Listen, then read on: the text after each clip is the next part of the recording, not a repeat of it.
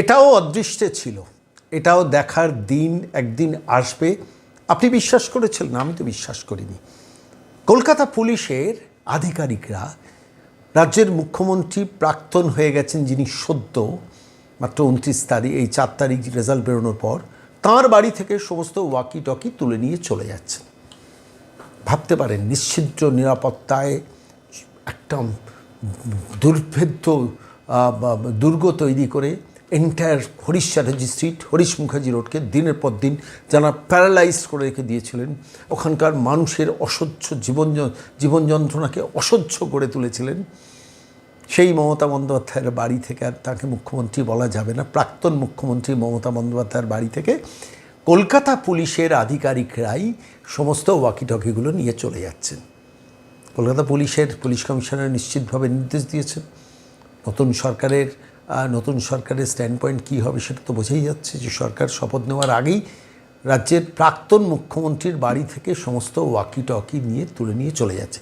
যে মমতা বন্দ্যোপাধ্যায়, অভিষেক বন্দ্যোপাধ্যায়ের জন্য 300 থেকে 350 পুলিশ আধিকারিক এন্টায়ার কালীঘাট মুড়ে রাখত, সেখানে এখন হরিশ মুখার্জি রোডে, হরিশ চ্যাটার্জি রোডে বুম হাতে ডিজিটাল পোর্টাল, সবাই ঢুকে যাচ্ছেন, দেখাচ্ছেন। সেখান দিয়ে বিমান বন্দ্যোপাধ্যায় বেরিয়ে আসছেন, দেখাচ্ছেন। সেখান থেকে সুভাষী চক্রবর্তী বেরিয়ে আসছেন, নেতারা বেরিয়ে আসছেন, নেতারা ঢুকছেন, নেতারা বেরিয়ে আসছেন, সবাই সেটা দেখাচ্ছেন। এটাও অদৃষ্টে লেখা ছিল।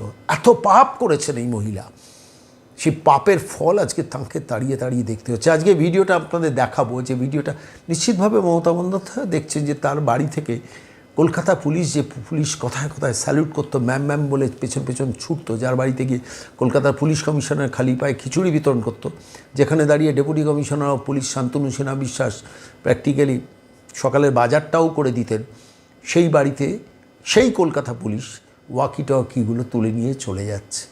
বড় মনোরম এই দৃশ্য। আজকের সন্ময় স্পিক্সের এই প্রতিবেদনে সেই দৃশ্যই আপনাদের বারবার করে দেখাবো, যেখানে কলকাতা পুলিশ মমতা বন্দ্যোপাধ্যায়ের কালীঘাটের টালির চালা, সব চোরেদের পাঠশালা যেটা বাউল সুপ্রিয় বলেছেন, সেখান থেকে ওয়াকিটকিগুলোও আর রাখছেন না, সমস্ত ওয়াকিটকি নিয়ে চলে যাচ্ছে। আপনি ভাবুন তো কী বিড়ম্বনার এই দৃশ্য। কোনোদিন কল্পনা মানে কোনো দিন ভেবেছিলেন মমতা বন্দ্যোপাধ্যায় যে তার জীবৎকালে শেষ পর্যন্ত কলকাতা পুলিশ ওয়াকিটকিগুলো তুলে নিয়ে যাবে?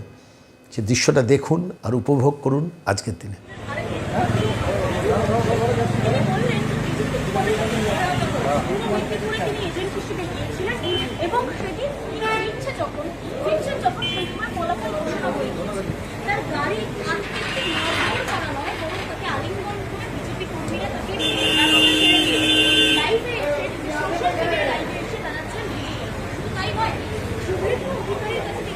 হ্যালো, চেক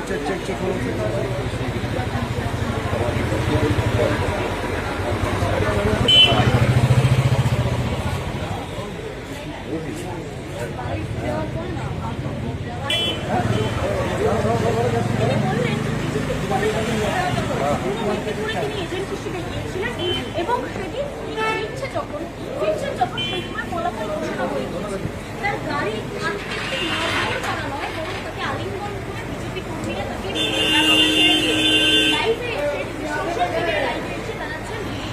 তাই নয়, সুব্রত অধিকারীর কাছে তিনি হ্যালো, চেক